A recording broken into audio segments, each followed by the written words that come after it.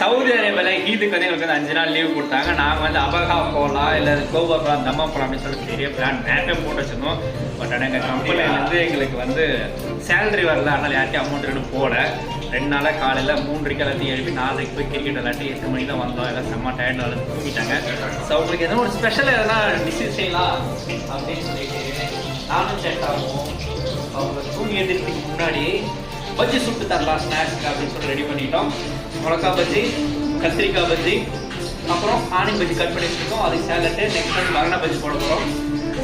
நீங்கள் சவுதி அரேபியாவில் ஈத் ஹாலிடேஸ்க்கு எங்கே போகலான்னு பிளான் பண்ணீங்க, போயிட்டீங்களா இல்லையா, அவங்க கூட இருக்க ஃப்ரெண்ட்ஸ்லாம் ட்ரிப்புக்கு வந்தாங்களா இல்லையா அப்படின்னு சொல்லி மறக்காத வந்து கீழே கமெண்ட் செக்ஷனில் சொல்லிட்டு வாங்க.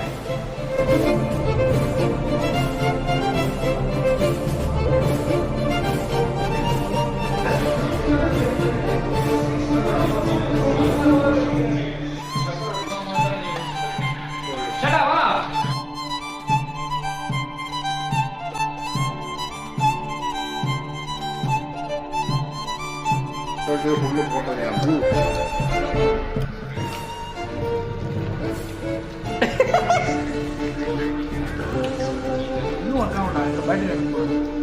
ஹரி ஹரி கத்திரிக்காவா?